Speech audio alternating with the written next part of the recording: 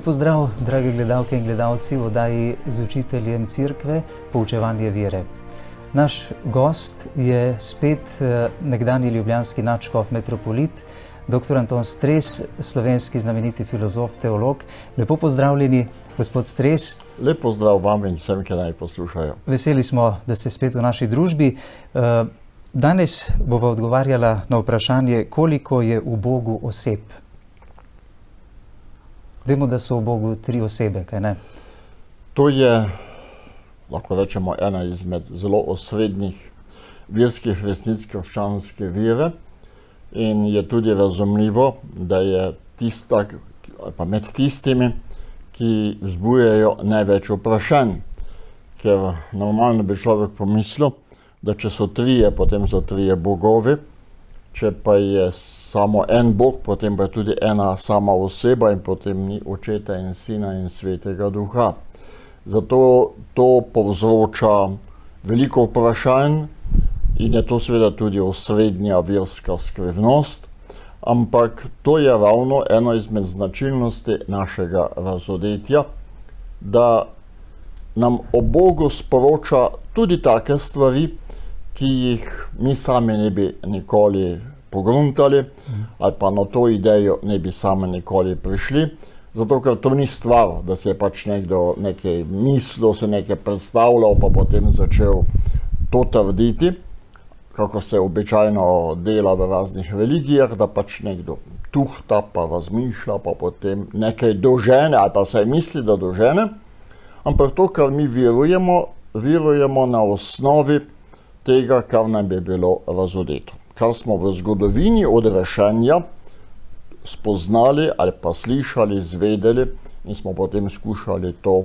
izraziti v tej obliki, ko rečemo en Bog v 3 osebah, Sveta Trojica. Pa začniva nekje na začetku. Kaj je to oseba oziroma kdo je oseba? Kako bi opredelili osebo? Ja, če hočemo razumeti vsaj majčkano, se tako ne bomo vsega razumeli in tudi ne moremo vsega razložiti in bi bilo pravzaprav protislovno, če bi mislili, da lahko mi Boga razumemo, se še sami sebe ne moremo, kaj bi šele Boga. Ampak, če hočemo vendarle nekje videti, v čem je smisel, potem je treba razlikovati med naravo z ene strani in pa osebo z druge strani. Se ista stvar se potem ponovi, ko gre za vprašanje Jezusa Kristusa. Tam so pa 2 naravi, pa ena oseba. V Bogu so pa 3 osebe, pa ena narava.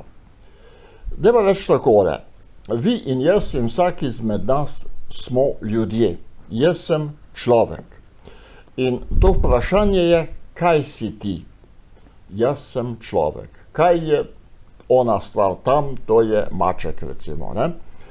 S tem izrazim naravo tistega bitja. Jaz sem po naravi človek in vsi ljudje imamo isto ali pa enako naravo. Vsi smo ljudje, vsak izmed nas je človek. Če pa vprašam, kdo si ti, ne kaj si ti, temveč kdo si ti, takrat pa rečete, sem Frank, sem Andrej, sem Peter, sem Marija, skratka imamo imena, s tem pa označujemo osebe. Jaz sem človek in kot človek smo vsi ljudje v popolnoma istem pomenu besede. Ampak vsak izmed nas pa je po svoje človek, bi lahko rekli. Ne? Tisti, ki sem jaz, kar sem jaz, ste tudi vi, je tudi vsak izmed najnih poslušalk in poslušalcev. To, kar smo. Tisti, ki sem, to je razlika med kar pa ki. Tisto, ki sem pa jaz sem Tone, vi ste Frank, ti, ki naj poslušajo, so Andrej, Petri, Marije in tako naprej, Franske, ali kakorkoli že. Zdaj, to je tista razlika med naravo in osebo. Oseba je nosilec, bi lahko rekli, dejanj. To je tisti, ki nekaj dela, ki mu pripisujemo njegova dejanja, se sebe zaveda in predvsem deluje on. je tudi odgovoren za svoje dejanja. Zato, ker mu pripisujemo dejanja, je za nje odgovoren in če rečemo, kdo je to naredil, ne rečemo, človek je to naredil, ampak rečemo, Andrej je to naredil, Peter je to naredil, neka oseba je to naredila, ker je oseba svobodno bitje, odgovorno za sebe. No in če zdaj to preneseva, to naše izkustvo človeškega sveta na Boga, se moramo seveda najprej zavedati, da dejansko prenašamo nekaj na Boga in že to je sporno, lahko rečemo, ne? S kakšno pravico eno izkustvo, ki velja za nas ljudi, mi prenašamo v Boga. Ampak drugega nimamo. To nam edino ostane, s tem si pomagamo in tudi v zgodovini se je tudi pojem osebe, ta izraz oseba, tega izraza v stari filozofiji niso poznali. Ta izraz so uvedli kristjani, ravno to, ker so bili primorani nekako misliti, pa dognati, odkriti neke stvari, s katerimi bi lahko te resnice razumeli in tako so prišli do teh pojmov. Če to prenesemo torej na Boga, potem rečemo tako. Bog je eden, ker je samo ena božja narava. Samo eno božanstvo je, če hočem tako reči. Ne? Samo en Bog je, ampak v Bogu so pa tri osebe, se pravi so trije, ki so. Ne? Kar so je eden sam, samo en Bog, tisti, ki so pa trije, Oče, Sin in Sveti Duh. Se pravi, ta razlika med naravo, ko rečem kaj, ne, ali pa bistvo, narava je, to je ena božja narava, se pravi, eno božanstvo, ne moramo drugače reči, čeprav božanstvo zveni malo pogansko, ne. Ampak, torej, eno bitje, ki je božansko, ena stvarnost, ki je božanska, tisti, ki so pa nosilci, ki tudi delujejo, so pa trije, to je Oče, Sin in Sveti Duh. Ali je pojem božje osebe enak pojmu človeške osebe? Dejansko ne moramo reči, da je enak, zato ker vedno velja tisto načelo, da mi uporabljamo izraze za Boga, izraze, ki jih jemljemo iz našega izkustva v našem običajnem življenju, jih uporabljamo za Boga, pri tem se pa seveda zavedamo, da je Bog zelo, zelo drugačen, kakor smo mi. A pa treba reči takole, to, kar smo mi ljudje oseba in tisto, kar je najlepše v pojmu ali pa v dejstvu, da smo oseba, to je v Bogu še 10-krat, neštetokrat, na neskončno potenco lepše, boljše in popolnejše. Torej, tista prava oseba je Bog, mi smo pravzaprav samo odsev božjih oseb. Verjetno bova še tudi v prihodnje naletela na kakšno podobno vprašanje. Zelo težko je odgovoriti, vemo, da je Bog eden, kot ste rekli. Zakaj bi torej bil v treh osebah? Saj mi tega sploh ne bi vedeli, zakaj bi bil. Zato, ker ni nobene nujnosti, zakaj bi tako moralo biti. Mi smo to zvedli, pa mi to vemo, na osnovi razodetja. Mi smo do te trditve, da so v Bogu tri osebe, prišli na osnovi tega, kar smo iz razodetja zvedeli, da je nekdo, ki je ustvaril, da je nekdo, ki nas je prišel odrešiti in da je nekdo, ki nas posvečuje, ki nas povezuje, ki nas navdihuje, ki je nastopil, ki ga je Jezus obljubil, Svetega Duha, ki ga je obljubljal, ko bo on prišel, on vam bo pa vse to razodel, se pravi, da je z nekom računal. In na osnovi tega razodetja smo potem mi začeli to razmišljati. To ni nastalo tako, da bi rekli, ja, Bog je takšen, torej morajo biti trije. To ni neka izpeljanka iz človeškega razuma, to je izpeljanka, če hočete, ta ugotovitev na osnovi razodetja, se pravi na osnovi dogodkov, ki so se v naši zgodovini zvrstili in ki pač zahtevajo eni nosilca, recimo stvarnika Boga Očeta, odrešenika Boga Sina in posvečevalca Svetega Duha. Torej, tu ne gre za nobeno človeško modrovanje ali izmišljijo? Ne gre za nobeno spekulacijo, nobeno tuhtanje, nobeno izpeljevanje, če je tako, potem pa mora biti tako. Recimo matematik. Matematik ima trikotnik in potem računa in reče, če so 3 koti, pa če so 3 stranice, potem iz tega nujno sledi, da mora biti vsota vseh 3 kotov enaka 2 pravokotnima. To je ena izpeljanka, se pravi dedukcija, izpeljanka na osnovi matematičnih resnic. Verske resnice pa niso te vrste. So pa dejansko izpeljanke na osnovi zgodovinskih dejstev, ki jih je treba zvedeti. Zvedeti se pravi izrazodeti. Zakaj so le 3 osebe v Bogu? Zakaj niso denimo 4 ali več oseb? Ali celo ena sama? To je ista, to je popolnoma isti odgovor, se pravi, tako smo zvedli in tako je. Ni noben, samo 3 so lahko, ne bi mogla biti 5. Tukaj se ne gre o tem, koliko bi jih lahko bilo, koliko jih zahteva razum. Razum to nič ne zahteva. To je pravzaprav naše spoznanje na osnovi tega, kar smo v zgodovini odrešenja, predvsem preko Jezusa Kristusa in z njegovim prihodom in z njegovim delom odrešenja potem lahko tudi, ko smo o tem razmišljali, dognali in ugotovili.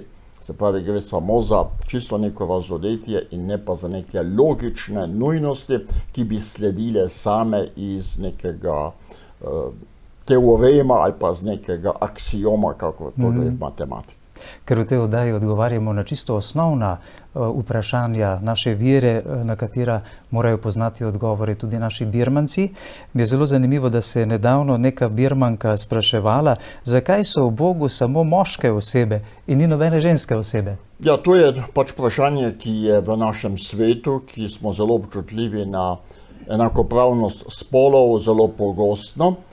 Je treba reči, da pravzaprav ni nobenega razloga, da tudi ta delitev na moški in ženski tukaj odpade. Z enako pravico bi lahko rekli, da je Bog ženski, kakor je moški. Bog ni moški, tudi ženski ni, se pravi, sploh ni to. Pač uporabljamo te besede tega spola, ampak Bog pa ni ne moški in ne ženska. Torej nima spola. Osebe nima nobenega spola, zato je on stran naše delitve na moški in ženski spol. Seveda je pa neki razlog, ki ga nekateri psihologi navajajo, češ, da je podoba, to gre bolj za podobo očeta in matere. A je Bog oče ali je Bog mati. Bog je seveda oče in mati in tudi imate v Svetem pismu prispodobo matere, v Stari zavezi, tudi če bi te mati zapustila, jaz te ne bom zapustil. A pa tako, kakor mati ima rada svojega dojenčka, tako bom jaz tebe rad. Se pravi, tudi prispodoba matere je uporabljena, ampak prispodoba očeta in prispodoba matere ste obe prispodobi. Pravijo pa psihologi tole. Vsaka od teh 2 prispodob, očeta in matere, poudarja določene karakteristike, določene značilnosti. Oče je avtoriteta, oče je zakon, oče je tisti, ki ukazuje, oče je tisti, ki drži, ki se ga včasih malo bojimo, ampak predstavlja neko trdnost. Mati je pa tista, ki je nežna, ki vse potrpi, ki nič ne zameri, ki te ima vedno znova in znova rada, se ne treba nič bati, ko te oče kaj skrega, tečeš k materi, pa se z njo pomeniš in tako naprej. Te komplementarne vloge. Seveda, Bog je nekaj tretjega, Bog ni ne eno, ne drugo, ampak je Bog. Vendar pravijo, da je pojem očeta, to je pač psihološka teorija, ki velja, kar velja. Da je pač pojem očeta bolj bogat, kakor pojem matere. Da je pri očetu, v očetovski podobi, v očetovski figuri je tudi ta nežnost, tudi ta ljubezen, ki jo poudarja mati, medtem ko da pri materinski podobi pa ni tiste avtoritete, tistega zakona, kakor jo predpostavlja oče. Tako da bi recimo bil pojem, pa podoba očeta bi vseboval tudi materinske poteze, medtem ko podoba matere očetovskih potez ne vsebuje. In zato je pač izbira očeta, podobe očeta, zato da je to bolj bogato, da je vse vsebovano. Seveda, lahko da to drži, meni se zdi sicer ta teorija smiselna, ampak treba poudarjati še vedno znova, da je Bog ni v strogem pomenu besede, pa Bog ni ne oče, ne mati, ampak je Bog. In torej, če nima spola, je nekaj bogatejši, kako pa naša delitev na očeta in materinstvo, očetovstvo in materinstvo. Ampak starš je, to pa lahko rečemo, ne? Je pa starš namreč kot izvor tisti, ki daje življenje, tisti, ki je na začetku, tisti, ki podarja, tisti, ki je izvor vsega. To pa lahko rečemo, Bog je starš, ne? To je v bistvu tukaj, nekaj tukaj za očeta ali mater, ampak Bog je izvor, tako kot so starši izvor in daritelji našega življenja. In če Bog nima spola, ali to pomeni, da ko bomo pri njem, ko bomo v njem popolnoma v nebesih, da bomo tudi mi brez spola ali kako? Ali bomo, kako ne bomo ga potrebovali, kot pravi tudi Jezus, se ne bodo ne možili in ne ženile, ne? Se pravi, se ne bodo ženili in se ne bodo možile, se pravi, ta ločitev na moške in ženske je pogojena z našo biološko naravo in s potrebo po potomstvu. Jasno pa je, da v nebesih te potrebe po potomstvu ne bo in zato tudi več ne bo potrebe po tej seksualni ločenosti, se pravi ločenosti na moškega in ženske. Boste kot angeli v nebesih, ste še verjetno želeli dodati, to pomeni, da tudi angeli nimajo spola? Gotovo ne. Ali tudi zato v Rimsko-katoliški cerkvi nimamo duhovnic? Ne, duhovništvo je vezano na, lahko rečemo, na podobo moškega.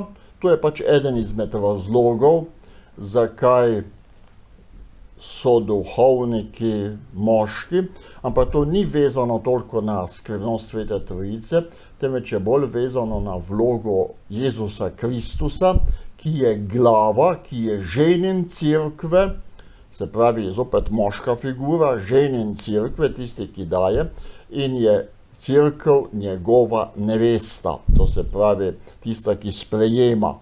In vloga duhovnika je nekako podaljšek te Jezusove, Kristusove vloge v cerkvi in zaradi tega, to je eden izmed razlogov, je pač povezana z moškim, zato ker je pač gre za funkcijo, ki je primerljiva z funkcijo Jezusa Kristusa ali pa podaljšek te njegove funkcije. Pravi, to je vezano na vlogo Jezusa Kristusa v cerkvi kot ženina do neveste cerkve, ne pa na Sveto Trojico. V našem verovanju je tudi Sveti Duh oseba. Kako je Sveti Duh oseba? Gre za to, kar smo že prej rekla. Oseba je tisti, ki je nosilec neke dejavnosti, ki je, lahko rečemo, ki mu pripisujemo in ki je tudi v ozadju izvor neke dejavnosti. In to, kar je Sveti Duh izvor dejavnosti v naši veri, ko so ga tudi doživeli apostoli, doživeli so ga kot tistega, ki je bil potreben, da je prišel. Jezus je rekel, za vas je dobro, da grem. Celo tako daleč, ne? Za vas je dobro, da grem, da boste dobili Svetega Duha, ki vas bo uvedel v resnico, ki je zdaj še ne morete nositi, in to je bila predvsem resnica v Jezusovem trpljenju in stajenju. Se pravi, on je dejansko tudi akter, se pravi dejavnik v nastanku cerkve, tisti, ki je pravzaprav usposobil apostole za to, da so postali apostoli in da so potem res prevzeli, lahko rečemo, postali na potezi bili in to potem tudi izpeljali. Jezus pravi sam, da nihče ne more priti k meni, če ga oče ne pritegne, ampak oče priteguje po Svetem Duhu. Apostol Pavel pravi, nihče ne more reči, Jezus je Gospod, razen v Svetem Duhu, se pravi zopet s pomočjo Svetega Duha. In v Svetem Duhu smo očetovi sinovi, se pravi, Sveti Duh je pa tisti, ki je dovršil delo odrešenja s tem, ko je nas usposobil, lahko bi rečemo tako, če bi rekel eno prispodobo zopet, nas je uglasil, Sveti Duh nas uglaša, tako kot uglašamo strune, da so na isti frekvenci, tako nas Sveti Duh uglaša, da sploh zavibriramo, to se pravi, da sploh zanihamo, ko slišimo Božjo besedo, da jo sploh dojamemo nekaj, kar ima smisel za nas, da sploh začnemo poslušati, skratka, on je tisti, ki nas odpira, se pravi, nismo mi tisti, ki verujemo, nismo mi začetniki verovanja, ampak Sveti Duh nam pomaga, da razumemo, da sprejmemo in potem seveda tudi, da sledimo in tudi, da delujemo kot aktivni kristjani v občestvu, da se tudi sami aktivno vključimo, kot recimo ravno rečemo pri Birmi, da pri Birmi postanemo Jezusovi sodelavci in pričevalci, se pravi, da postanemo res zreli, odgovorni, aktivni kristjani. To je naloga Svetega Duha, kot je bila v prvi cerkvi. Kje pa je potem v naši katoliški praksi prišlo do nekega manka, da se ne znamo na Svetega Duha ali pa se premalo obračamo nanj kot na osebo?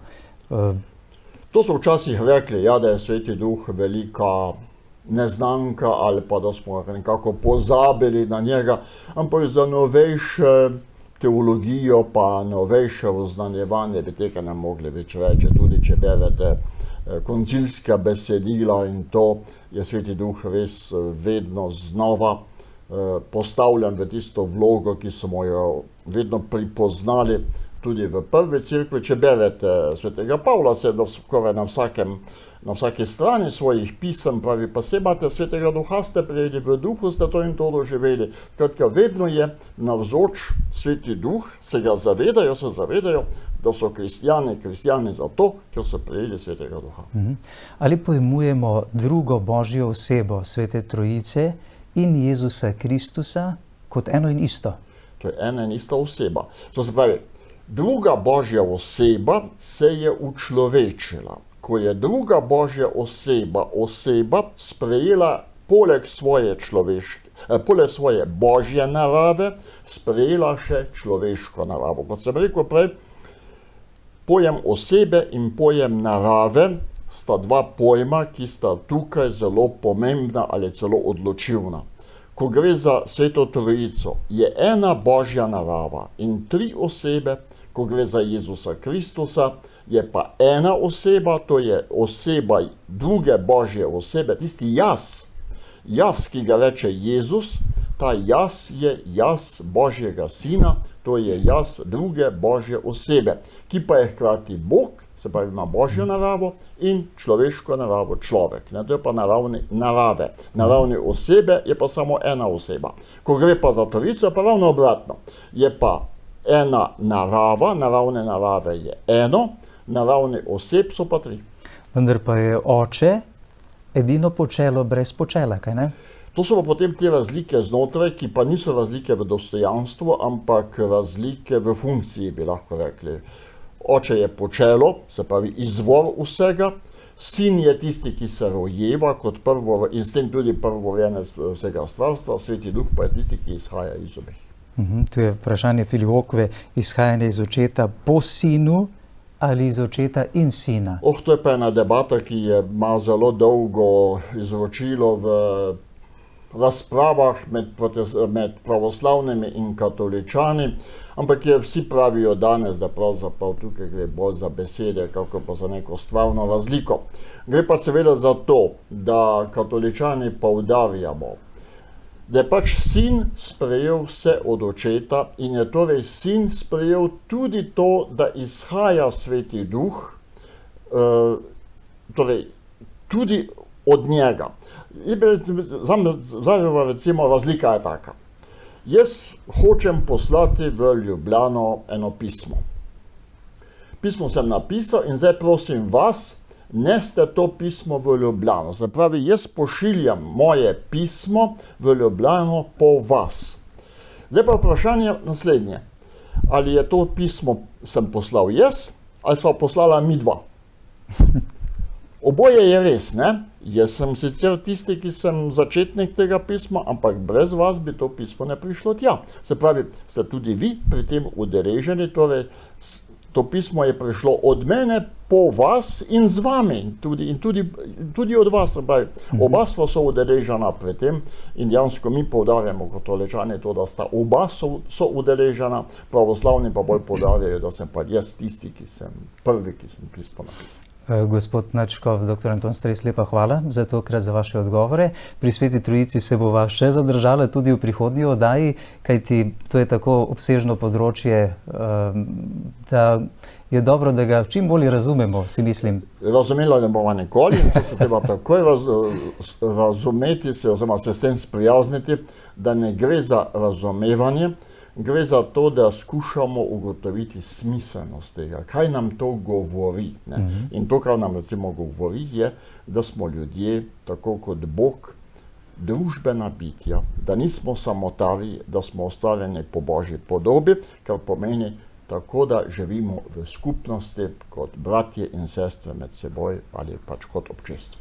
Hvala lepa in tudi vam, drage gledalke in gledalci, za pozornost.